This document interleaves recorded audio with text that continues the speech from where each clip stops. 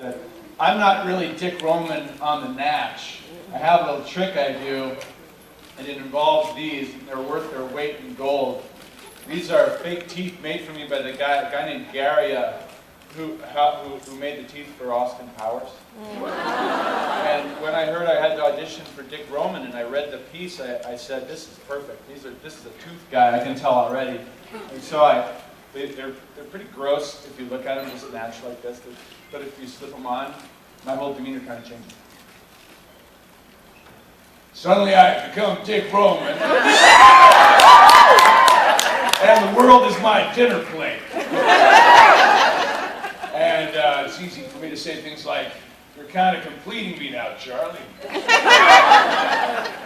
So if you don't mind, I'm going to leave these in for our question and answer. A favorite comedian friend of mine, Steve Carell, he has the ability to look with his eyes like he's having a heart attack, while everything from the nose down is like Jerry Lewis. That's sort of what Dick Roman does. He has this sort of look in his eyes like he's going to kill you and your family, but he's going to smile while doing it. This is actually this is not the first one of these I've done. When I was a kid, I used to dream of being in show business. The problem with that is I was living in Phoenix. It wasn't easy to break into Hollywood movies being in Phoenix, Arizona, but my father was living in LA, my mother was living in Phoenix, and I ended up getting him to bring me out there. And I remember they were filming Chips on my block one time. And I got to watch Ponch and John ride the motorcycle up and down my street. And I remember, thank goodness, if you're going to be an actor, you really have to have this, really have to have the ability to sort of divorce yourself from the odds. And I remember thinking, it's only a matter of time before I'm going to be on that motorcycle with Officer Poncharelli. And the funny thing was, a few months later, I was walking the dog, and a woman, I was only 10 years old, a woman said, you could be an actor. Are you interested in auditioning for a play? I did that, I did the play, and somebody from Universal Television spotted me in the play and cast me in a show called Galactica 1980. So does anybody know it? Nobody knows that show. Really? Yeah. And that one person back there. I see you. And I was working on Universal as Dr. Z with Lauren Green and all those guys, and the rest was history. I ended up doing a show several years ago called Andy Richter Controls the Universe. And a guest star in my scene was Eric Estrada. And it's kind of funny how things work out. I really do believe that if you can focus on things well enough, they tend to happen. Let me tell you a quick thing before we do some questions and answers. When the audition for Supernatural came along, I wasn't really sure what the show was. And then I watched it, I'm like, oh, I know that show. That's the show with the tall one and the not so tall one. And later on I met them, of course, and I realized there's a tall one and there's a skyscraper.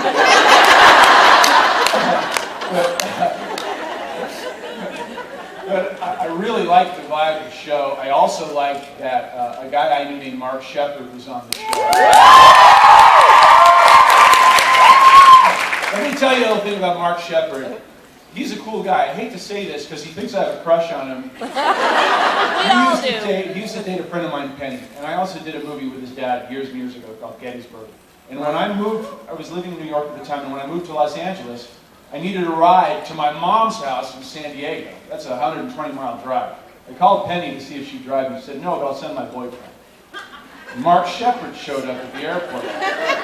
I didn't know Mark at this time, but he still came and he picked me up at the airport. And he drove me 120 miles down to my mom's house in San Diego, dropped me off, waved goodbye. And I tell you what, that says a lot about the guy, doesn't it? I mean, would you drive 120 miles? No. You know, to drive somebody you didn't know to their mom's house in San Diego? He's kind of a giver. So when I saw that he was on the show, I was pretty excited. Remember, I read the piece. And I get to the audition it was at Warner Brothers. And I'm in the waiting room with an actor by the name of Ray Wise. Ray Wise was in a show called Reaper. There's been a lot of stuff. And when I saw him, my heart just sank because I said, this guy's awesome. And I know he's perfect. So I thought, what the heck? And we'll see. We'll just have a go. I go in, Sarah Gamble's in the room, and I read for Sarah. And I just had a blast. It was the muffin scene with Mark Shepard's character, right? It was just the organic baby uvulas. You know, I wouldn't swim through hot garbage, that sort of thing. When I would swim through hot garbage. And I remember I got up and I looked at Sarah and she goes, "You are creepy." I said, "Thank you very much." I went home and they called me later that day and they said, you know, "I hope your passport's ready because we need you up in Vancouver really quick," which is great. Anybody been to Vancouver? Yeah, it's awesome. It's a nice part of the world to work in. Anyway, I got up there and Mark was there and he sort of taught me all about the supernatural stuff and I got to meet the boys. Yeah. You guys have all met the boys though, right? I mean, yeah, they're awesome. Turns out I learned that Jared's wife went to school with my sister in Sun Valley, Idaho. It's a small world. And now here I am with you guys. So, thank you very much. So I guess I only have a limited time. I should probably answer some questions. Do you want to ask a question? Yes. My question is about acting with special effects, because every time the Roman or any of the Leviathans would show their teeth, not those teeth, but the other teeth, I always wondered how it was for you on set, because all of a sudden the top of your head is back here, and how do you act that? Yeah, first of all, my kids love that. Right? I have a 7 and 11-year-old. When my head opens up like that, they love that. But it's not as glamorous as you would think. You know, the special effects guy in the old days of Hollywood used to be the guy in the satin tour jacket, and he was treated with sort of reverence and awe. And bring in the special effects guys, and there's going to be 12 hours of makeup now.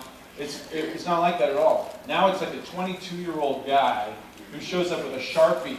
And he puts dots on your face so that so he can sync the frames. And then he disappears into a dark room with like 10 cases of Diet Coke, you know, on a computer, and then he comes out with, you know, your head opening up. Yeah. What would be fun would be to do like the stunts. So there was a moment where Dick Roman bit one of his minions when the stone was stolen. And I remember they rigged it so that there were cables going through the ceiling. And they said, "Okay, James, you have to come in here, you're going to bite his head, and you're going to fling him through the ceiling."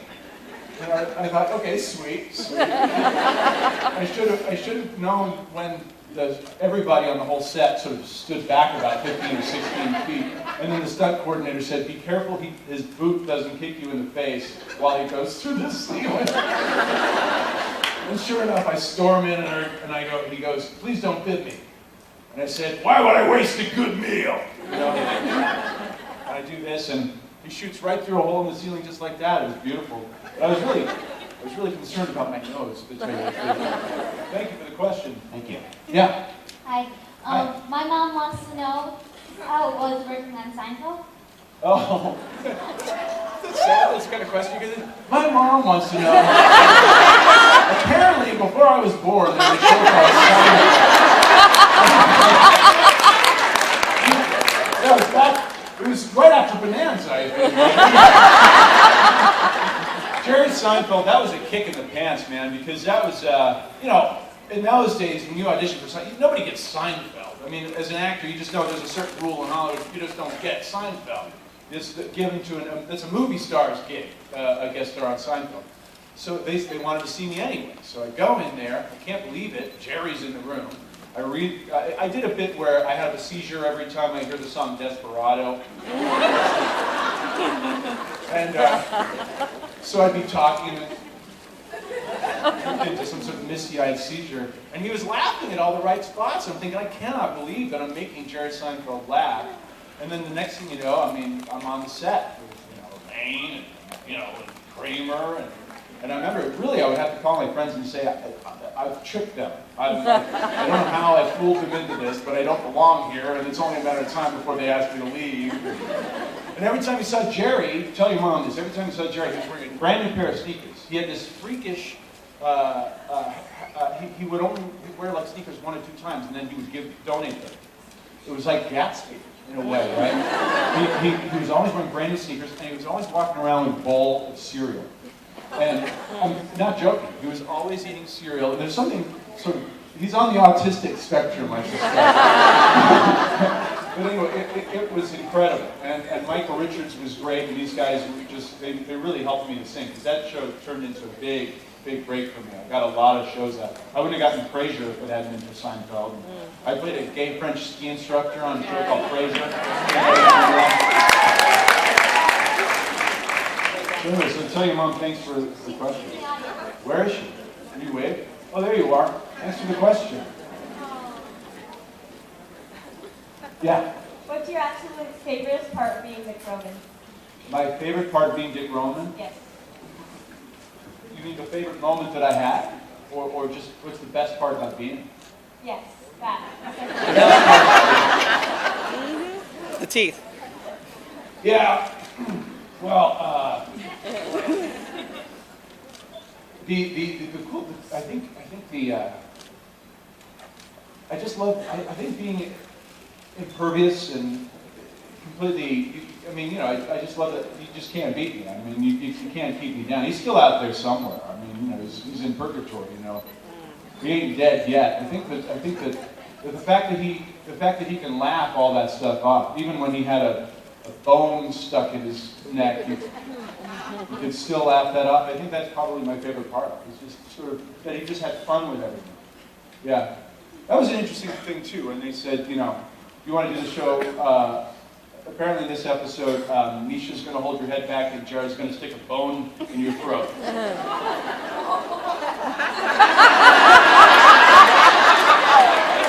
Oh, good times, good times.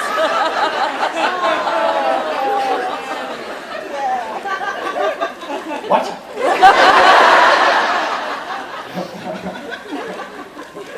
Did everybody see that? That contraption was like, that was old school special effects, because they had to put metal on me, and I walked around like that for hours with this bone stuck through my neck. And people, no matter what you did, people everyone would be like, "Oh my God, that's amazing! Can I touch that?" I had tubes going down my back, so that like black stuff would squirt all over the place. Yeah, good times. Who's got the next question? Is that over here? Yeah. Thanks. I was wondering how you felt about the dick jokes. How do I feel about the dick jokes? I like them. I think I made one, didn't I? I made one on Twitter. I think I said, you know, after Dick finally died, I said, you know, thanks for all the kind words about my dick. And, the rise of Dick was also very good. That's off to Sarah.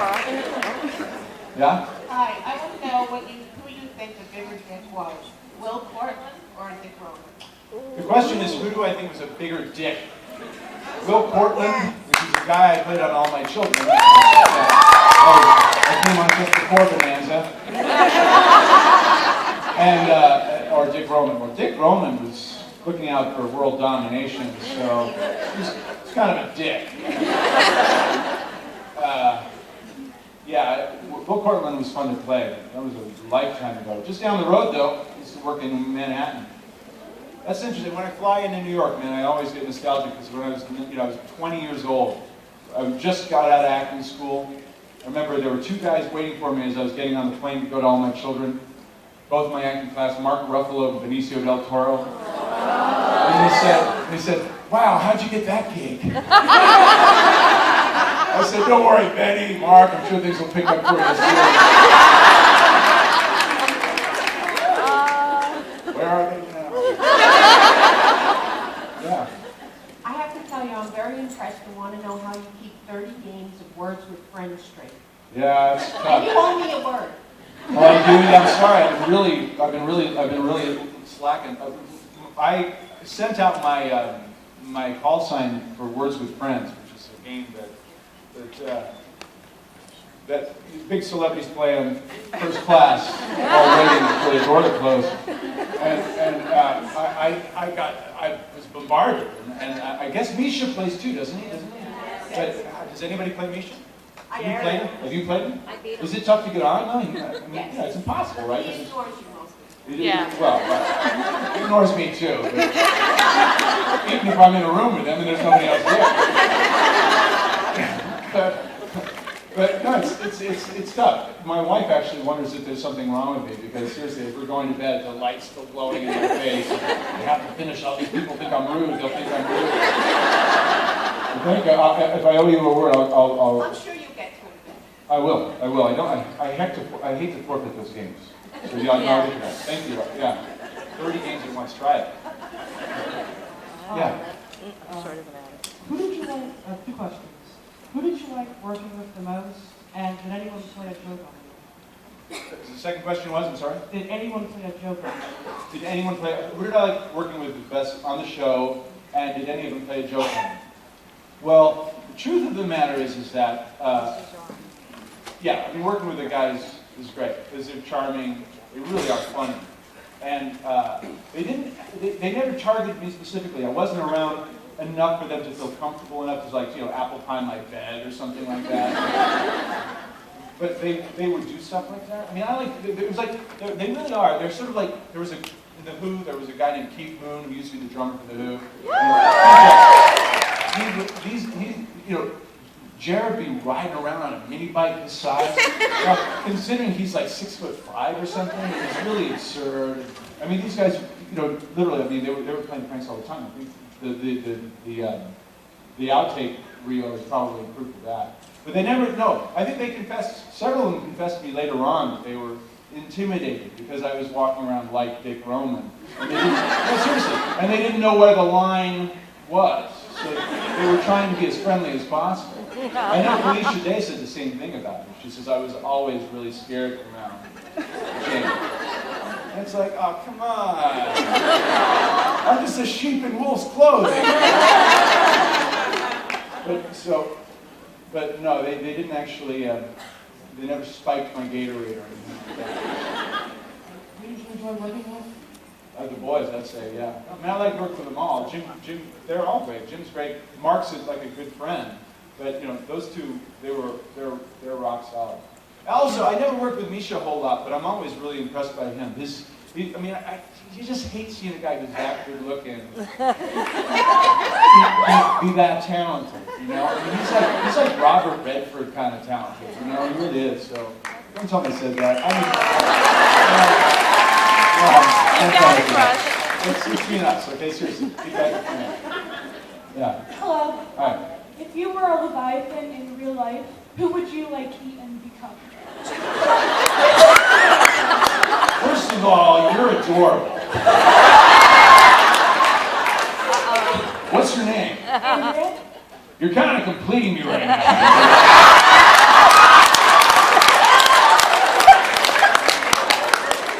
You have a spark about you. I can't put my finger on it. Yeah, I'd have to say I'd like to try you out first.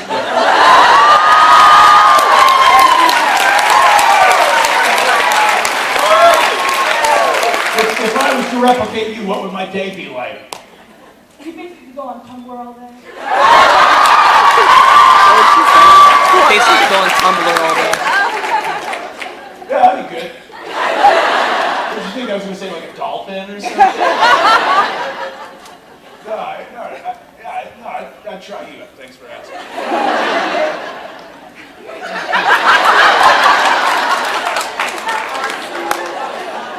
That was creepy. And you too. Yeah. Hi there. Hi. I just wanted to know, you probably know the fact that some of the characters are compared to animals or, in Sam's case, deemed as one permanently. So I wanted to know if you had the choice of comparing your character Dick Roman to an animal, which one would it be? Which animal would Dick Roman be? Either a koala bear or a great white shark.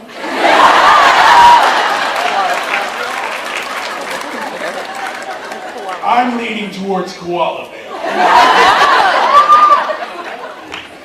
Thank you. When I was a kid, Jaws was my favorite movie of all time. My dad took me to see it when I was 7 years old. Because I was riding him so much to take me to see this movie. And I was rooting for the shark. So I'd have to go, with great white shark would be the answer to that. Hi. Hi. I was wondering, since you play such a main villain on the show, who's your favorite fictional villain? My favorite fictional villain? Yeah. Probably the shark from Jaws.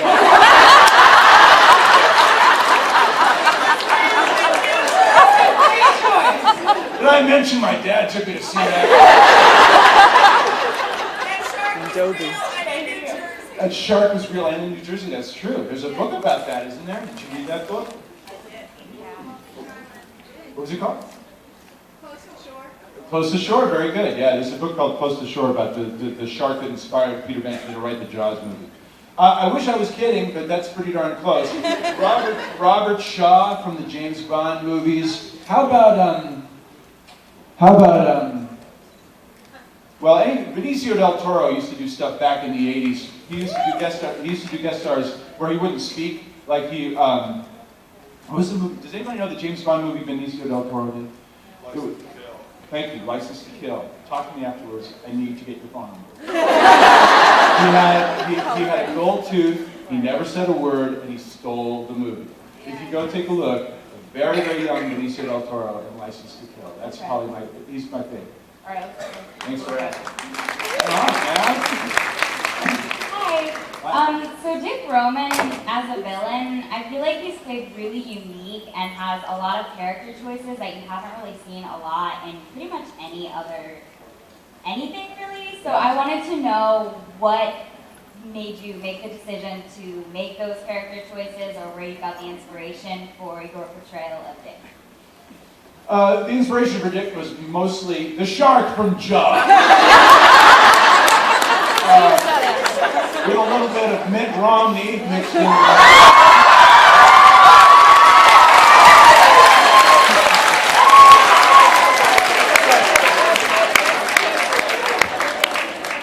I'm not impressed with myself. These are plastic teeth. Come on, give me. And well, as an actor, you use tricks that other people wouldn't necessarily see where you're going. I borrowed from Steve Carell sometimes, and they were just sort of, yeah, I mean, I did actually. Mitt Romney was something that I was using a lot. Thank you. Thanks.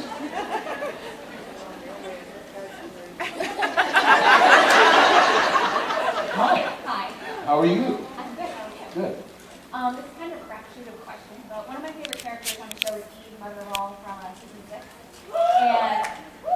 And I remember in season 7 there was some kind of altercation where the Leviathan made it pretty clear that they weren't a big fan of Eve. And I was wondering how you think Dick Roman would act towards Eve, if you're familiar with her at all. I'm not familiar with the character. Could you fill me in? Well, she's the mother of all monsters, and she resided in purgatory before she was raised in season 6. And basically she rose because Crowley was taking all the souls, and her children, monsters, were killed. But she lived in purgatory, which is where the Leviathan was from, so I didn't know if maybe you knew anything about it. I would say he would eat her, and then replicate her, and then touch himself. That's better than any answer I imagine. Yeah, sounds about right. First off, best thought, as my improv teacher. Yeah. Good morning, first of all, it's a pleasure to meet you. Thank you. You creeped the hell out of me as Dick Roman. Thank you very much. She's a needy girl. I'm a historian, and I do reenactment. I remember you as Captain Artillery in Gettysburg. Yes. You're Wow. a very attractive man. Thank you. Did you happen, I felt when I did reenacting, a certain experience, it's like surreal, it's like you're there. Did you happen to get that chance? Absolutely. Yeah, that's a really good question. Are you talking about Gettysburg or Gods in general? Gettysburg. Gettysburg. I was in a movie called Gettysburg. The cool thing about that was Martin Sheen was in that movie. He played General Lee. I had been 17 years old. I was living in London at the time, and I went backstage to a play that he was there, and I knocked on the door, and I said, I'm an actor, I'm 17, I'd really like to meet Martin Sheen. Can you give this note to him? Martin Sheen sent a note back and said, come on up. And I sat in there, and he was eating a sandwich, and he said, you're an actor too? What do you love about it? And I never forgot that, because everybody else in my life was saying, you're crazy to be an actor. You should never be an actor. You should go do something else. And so I got to do a movie with Martin, and I got a chance to thank him for not crushing my dream, because really I believe if you're an actor, it finds you. You don't find it. You did an excellent job. Yeah, thank you. And what was special about Gettysburg was Ron Maxwell, the director, really worked like crazy to make us all. We were wearing the outfits all the time. You guys were accurate. There was a scene between. You know the movie, I guess. You remember the scene where Longstreet is giving the Bible to Richard Yes. Jordan's, or to Richard Jordan's character is giving the Bible belongs to you. Yes. Well, that was supposed to be shot outdoors, but it was hailing that day, so we shot indoors. Ah. And I watched that scene happen. The scene is that a general is about to fight one of his best friends from college. He has no choice, but they're generals of opposing armies. And he says, in the event of my death, will you please make sure that this gets to him? It's a Bible. And he says, will you please tell him I'm sorry, I know. And that's how it worked in Civil War. Yeah, and I watched that happen right in front of me, and I lost myself. And I watched Tom Berenger and Richard Jordan do this scene, and as soon as they yelled cut, I was back to reality again. And I realized just how important this profession is. I mean, it's not always treated that way, but when that happens, you realize, like, I get goosebumps now thinking about it. We need that. As human beings, we need that, you know? So Thank you very much. Thanks a lot. I appreciate that. I'm a fan of your voice work, especially when Penguins of Madagascar. But I like doing impressions too, and I was just wondering. Do you do an impression of me? Of you? Yeah, or how about a private from Penguins? Yeah. Let me put you on the spot with little more.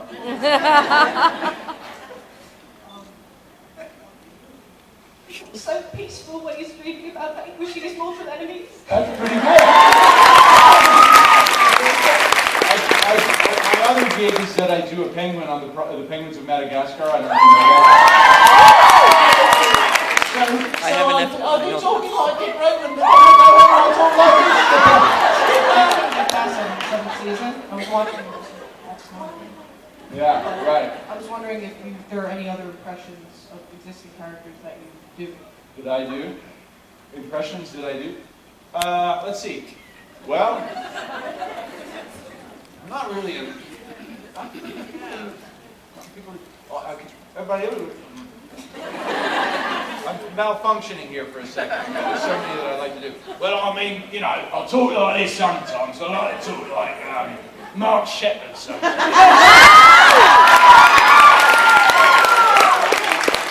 Of course, the thing about Mark Shepard is, you know, he's turning into his dad. His dad talks like this. The thing about Morgan Shepard.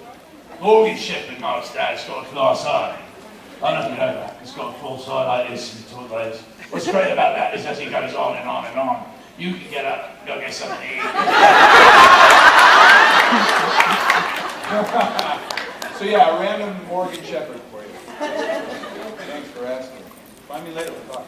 Yeah. Alright, with what you said about the great white bear and the koala, why not both at the same time? Why not? Why not a great white koala? You wouldn't let that hang out in your eucalyptus tree.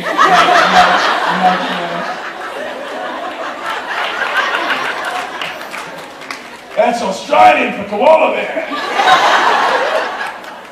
Yeah. Hi. Hi. I was wondering how you think it happened that Dick rose to power in Purgatory, and do you think he'll stay in power now that he's back in Purgatory? Yeah, well, Purgatory's a pretty nasty place. But, you know, Dick is impervious to harm, so yeah. How did he rise to power? I don't know. Charm.